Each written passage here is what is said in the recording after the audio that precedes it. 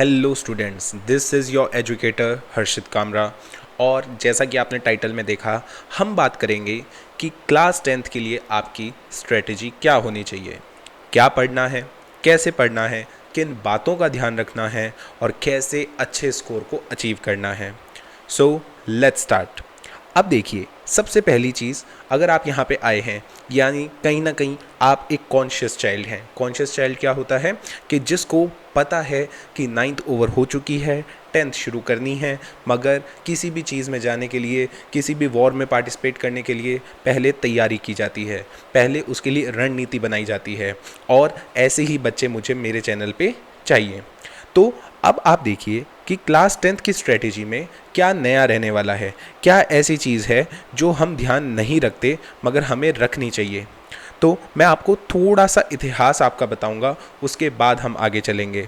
अक्सर बच्चों क्या देखा जाता है कि ये जो मैंने एक ग्राफ बनाया है, ये परसेंटेज वर्सेस क्लास का ग्राफ है। जनरली 4th 5th तक हमारे परसेंटेज अच्छे जा रहे होते हैं, फिर एक इनिशियल डिप आता है 6th क्लास में। मैं ये नहीं कह रहा कि ये सभी के साथ होता है, मगर मोस्टली बच्चों के साथ होता है, क्योंकि 6th और 9th दो इंट्रोडक्टरी क्लास होती है जिसमें नए कॉन्सेप्ट्स का इंट्रोडक्शन होता है।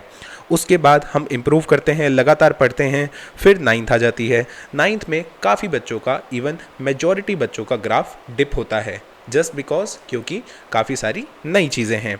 मगर इस ग्राफ को अब आपको ऊपर लेके जाना है या नीचे लेके जाना है, that totally depends upon your intentions. आप किस इंटेंशन से 10th में आए हैं। ओके, अब वो इंटेंशन कैसे बिल्ड करना है, उसको पॉजिटिव साइड में कैसे इंक्लाइन रखना है, उस बारे में बात करेंगे। अभी इस समय आपके दिमाग में 3 सवाल होंगे। पहला सवाल, व्हाट टू स्टडी, हमें क्या पढ़ना है। दूसरा, हाउ टू स्टडी, हमें कैसे पढ़ना है। और व्हेन टू स्टडी, हमें कब पढ़ना है। क्या बोर्ड आएंगे तब पढ़ना है, क्या हमें डेली 3-3 घंटे पढ़ना पड़ेगा, 4-4 घंटे पढ़ना पड़ेगा, या 8-8 घंटे पढ़ना पड़ेगा। तो इन सब बातों के सवाल इस वीडियो में आपको मिलने वाले हैं। जो आपका सेशन है दैट इज़ 2026-27, यानी अभी के अप्रैल से। वैसे मोस्टली मेरे जो ऑफलाइन स्टूडेंट्स हैं उनके बैचेस शुरू हो चुके हैं, तो मैं अप्रैल फिर भी ले रहा हूँ। मिड मार्च मुझे इसे लिखना चाहिए था, मगर हम ओवरऑल अब बात करें ऑल ओवर इंडिया की, तो अप्रैल से आपकी क्लासेस शुरू हो जाएंगी 10th की। फिर फरवरी 2027 तक आपके पास में क्या रहेगा, प्रेपरेशन का समय रहेगा। अब मैंने क्या किया है, मैंने इस पूरी जर्नी को 4-5 पार्ट्स में बांट दिया गया है। देखिए, पहला अप्रैल और मई, जिसे मैंने परिचय बोला है। परिचय यानी आप 10th को जानेंगे, आप 10th को समझेंगे, आप उसके इन डेप्थ के अंदर जाएंगे, आप उसकी डिफ़िकल्टी को समझना शुरू करेंगे कि okay, how is 10th different from 9th।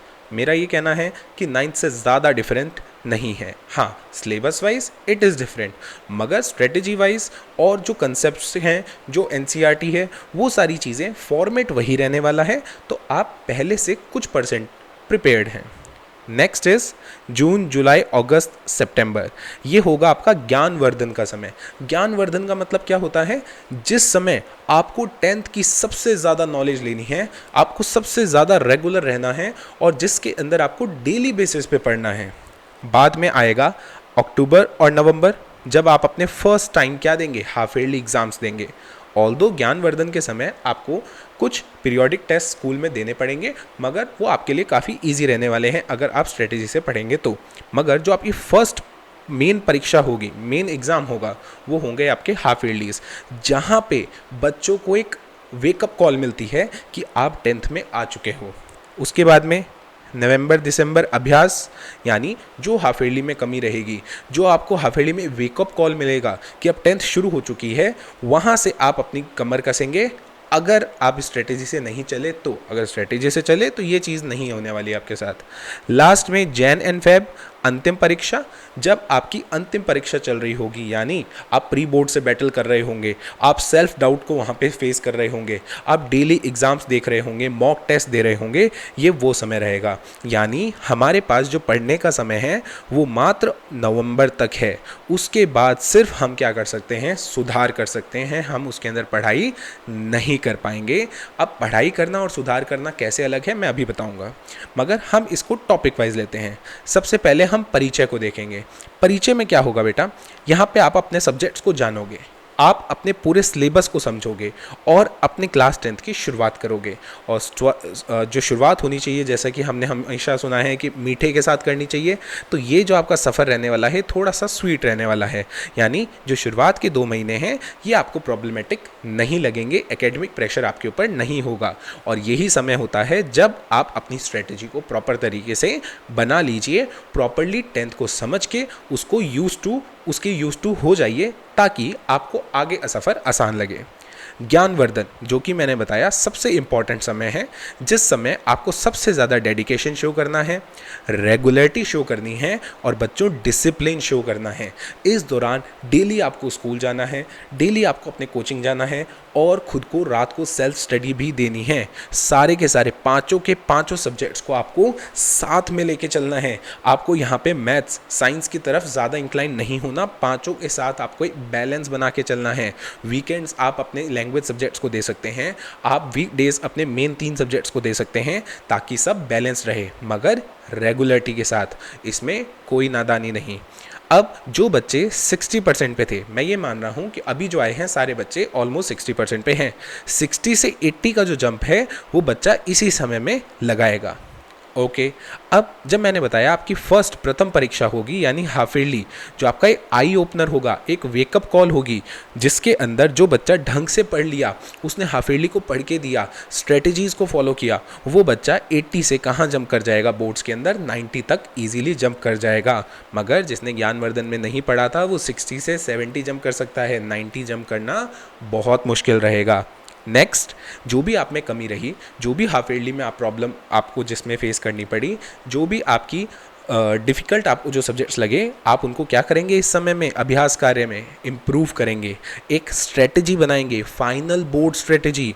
आप अपनी प्रेजेंटेशन पे काम करेंगे और जो टॉपिक्स ऑलरेडी आप कर चुके हैं, जिनकी एनसीईआरटीज़ के ऊपर आपकी पकड़ है, आप उसको इन डेप्थ जाएंगे, आप प्रीवियस ईयर क्वेश्चन सॉल्व करना शुरू करेंगे, आप कॉम्पिटेंसी बेस्ड क्वेश्चंस करना शुरू करेंगे। हाँ, ऑल दो आपकी मेन क्लासेस के साथ में भी आप ये सब चीज़ें कर रहे होंगे, यानी जो आपका ज्ञानवर्धन वाला समय था उस समय भी आप ये चीज़ कर रहे होंगे, मगर अब ये चीज़ थोड़ी सी इन डेप्थ हो जाएगी, आप इसको ज़्यादा करने लगेंगे, क्योंकि अब आपको बार बार चैप्टर नहीं पढ़ने।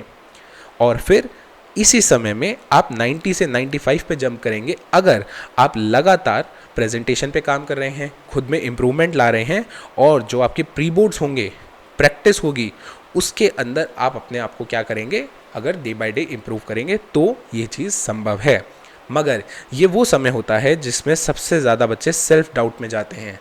अब सेल्फ डाउट में जाने का चीज़ क्या है, क्योंकि हो सकता है हाफ ईयरली अच्छे नहीं रहे, वह लगातार पढ़ भी रहे हैं, प्री बोर्ड्स भी उतने अच्छे नहीं जा रहे, मगर बच्चों अगर आप ये चीज़ ऑनेस्टली कर रहे हो सकता है वो रिजल्ट में अभी शो ना हो, मगर बोर्ड में आप अच्छा करने वाले हैं, इसको बैक ऑफ माइंड लेके चलेंगे। शर्त सिर्फ इतनी है, खुद से ईमानदारी और डेली पढ़ाई। अब क्वेश्चन ये आता है, ओके सर, हमने पूरे साल का एक रोड मैप समझ लिया कि कब हमें सीरियस होना है, कब हमें पढ़ाई को छोड़ के प्रैक्टिस पे जाना है, कब हमें मॉक्स लगाने हैं, कब हमें प्री बोर्ड्स पे फोकस होना है, क्या स्ट्रेटजी रहेगी, कैसे 60 वाला 80 तक, 80 से 90 और 90 से 95 प्लस तक भी आप जा सकते हैं। अब ये पता करना है सर हमें कि हमें प्रिपेयर कैसे करना है, कहाँ से प्रिपेयर करना है, तो हम इसको सब्जेक्ट वाइज ब्रेक करेंगे। मैंने 3 सब्जेक्ट्स की बात करी है, maths, science and social science. The first one is maths. Maths में सबसे पहले, सिर्फ मैथ्स नहीं, सारे सब्जेक्ट्स में सबसे पहले ट्रस्ट योर टीचर्स। आपके स्कूल टीचर्स हैं, आपके कोचिंग टीचर्स हैं, आप यूट्यूब पे किसी को फॉलो कर रहे हैं, उन पे ट्रस्ट कीजिए। वो आप जैसे पहले बहुत सारे बैचेस को निकाल चुके हैं, दे नो देयर जॉब, ठीक है, तो आपको सबसे पहले उन पे ट्रस्ट रखना है। उसके बाद में मैथ्स को 2 तरीके से पढ़ा जाता है। पहला है कॉन्सेप्ट क्लियरिटी, जो आपको इन क्लास होगा ज्ञानवर्धन के समय। दूसरा होता है प्रैक्टिस। प्रैक्टिस 3 तरीके से होती है, एक होती है सेल्फ प्रैक्टिस, एक होती है क्लास में जो प्रैक्टिस हो रही है, और एक होती है जब आप टेस्ट देते हैं, टेस्ट में मार्क्स कम आते हैं, आप उसको इम्प्रूव करते हैं। अब जो बच्चा 90 प्लस जाने वाला है वो सेल्फ प्रैक्टिस भी करता है, क्लास में भी प्रैक्टिस करता है और टेस्ट में भी प्रैक्टिस करता है। मगर जो बच्चा 80 प्लस तक रुक जाता है, जनरली वो सिर्फ क्लास में बात को सुनता है और टेस्ट आने पे पढ़ता है, और जो 70 प्लस वाला स्टूडेंट है वो सिर्फ क्लास में पढ़ता है या सिर्फ टेस्ट में पढ़ता है। मगर जैसा मैंने कहा, अगर 90 प्लस लाने हैं तो सेल्फ प्रैक्टिस सबसे मेन हथियार बन जाता है। सर ये सेल्फ प्रैक्टिस क्या है? बेटा मान लो स्कूल में एक टॉपिक हुआ, उस टॉपिक के सर ने 10 क्वेश्चन कराए, तो उस 10 क्वेश्चंस के अलावा उस जैसे 15 क्वेश्चन आपको घर पे खुद से करने पड़ेंगे, अगर आपको वो कॉन्फिडेंस चाहिए 95 प्लस वाला। यस, अगर आप 80-85 से संतुष्ट हैं तो आप बिल्कुल क्लास में अच्छे से पढ़िए, टेस्ट के समय अच्छे से पढ़िए, you will definitely get the marks. मगर if you want to excel तो आपको खुद से सेल्फ प्रैक्टिस करनी पड़ेगी। नेक्स्ट, साइंस की बात करें। साइंस के अंदर बेटा आपको एक्स्ट्रा के ऊपर बाद में जाना है। सबसे पहले एनसीईआरटी को माँ मान के, माँ यानी उस जैसी उपाधि का मतलब यह है कि उसको अपना सब कुछ मान के आपको खुद को समर्पित करना है और उसे प्रॉपरली रीड करना है, उसके हर कॉन्सेप्ट को डेप्थ में समझना है। उसके बाद में आपका काम 70% हो चुका। उसके बाद सिर्फ आपको क्या करना है बेटा? प्रैक्टिस करनी है। और अगर आपने एनसीईआरटी अच्छे से करी है तो ये प्रैक्टिस आपको बहुत इजी और इंटरेस्टिंग लगने वाली है, और साइंस में 90 प्लस लाने से आपको कोई भी नहीं रोक सकता। मगर बेसिक स्ट्रॉन्ग करने के लिए आपको रेगुलरिटी रखनी पड़ेगी। एक भी क्लास मिस हुई तो कॉन्सेप्ट आपका छूट सकता है और आपको साइंस हार्ड लगने लग जाएगी। सोशल साइंस की बात करें। अब सोशल साइंस में आपको स्कूल से थोड़ा सा आगे चलना पड़ेगा, क्योंकि स्कूल्स में जनरली पूरे चैप्टर्स अच्छे से होने में काफ़ी समय लगता है और कोर्स हमारा 19 चैप्टर्स तक है। तो आपको सबसे पहले ये करना है कि आपको एक अच्छा सोर्स ढूंढना है सोशल साइंस के लिए और उसको स्कूल से आगे लेके चलना है। आपको मूव अहेड करना है स्कूल से। फिर एनसीईआरटी रीडिंग जो बच्चे बोर्ड्स के समय करते हैं, जो बच्चे प्री बोर्ड्स के समय करते हैं, वो वहाँ पे आपका सेकंड टाइम होना चाहिए। एनसीईआरटी रीडिंग फर्स्ट टाइम आपकी पहली बार में ही हो जानी चाहिए, यानी एग्ज़ाम से पहले ही आपकी एटलीस्ट एक बार सेल्फ एनसीईआरटी रीडिंग होनी चाहिए। क्लास की बात नहीं कर रहा। अब आप इसको एक डेली हैबिट से रिप्लेस कर सकते हैं। 4 पेजेस डेली आप इसको एक ग्रंथ की तरह पढ़ना शुरू कीजिए। मुझे पता है, हो सकता है फर्स्ट टाइम में इसको आपको ये चीज़ समझ में ना आए कि मैं क्या कह रहा हूँ, मगर अगर आप डेली पढ़ेंगे तो आपको समझ में आएगा कि आंसर फ्रेमिंग में ये कितना हेल्प करता है, कॉन्सेप्चुअल क्लैरिटी में कितना हेल्प करता है, आपको कितना कॉन्फिडेंस देता है और आपको एसएसटी से डर फिर नहीं लगेगा। क्योंकि अगर स्कूल में 5-6 चैप्टर हो गए, आपने कुछ नहीं पढ़ा, तो ऑटोमेटिकली एसएसटी बर्डन लगेगी, बोरिंग लगेगी और आप उसे कैचअप नहीं कर पाएंगे। लास्ट चीज़, रीड करने के बाद में अपने आंसर्स क्रिएट करना शुरू कीजिए। आप रैंडम उस चैप्टर्स में से 5 से 6 क्वेश्चन अपने उठाइए, खुद के आंसर्स बनाइए, अपने टीचर से चेक करवाइए, क्योंकि जो लास्ट में प्रॉब्लम बच्चा फेस करता है वो होती है आंसर राइटिंग। तो एनसीईआरटी रीडिंग और आंसर राइटिंग अगर आपने एसएसटी में शुरुआत से कर ली, वीकेंड्स पे करें चाहे वीकडेज़ में करें, वो आपकी मर्ज़ी है, मगर आपको वो चीज़ बहुत बेनिफिट करने वाली है। बाकी सोशल साइंस का डेली बैच मैं आपके लिए ऑनलाइन लाने वाला हूँ। हम डेली उसके अंदर पढ़ेंगे और मैथ्स और साइंस के भी प्रैक्टिस सेशन आपको मेरे यूट्यूब चैनल पे देखने को मिलेंगे। तो no fear, I am here. चाहे स्टडी हो, चाहे गाइडेंस हो, सपोर्ट हो, Harshit sir is always with you. मगर मुझे आपसे चाहिए आपका ट्रस्ट, आपका एक कुछ दिन का कुछ समय, ताकि हम डेली इंटरेक्ट कर सके और मैं आपकी लाइफ में कुछ कंट्रीब्यूट कर सकूं। जो भी डाउट्स है अपने कमेंट सेक्शन में लिखिए, चैनल को सब्सक्राइब कीजिए, अपने दोस्तों के साथ में ये स्ट्रेटेजी वीडियो शेयर कीजिए और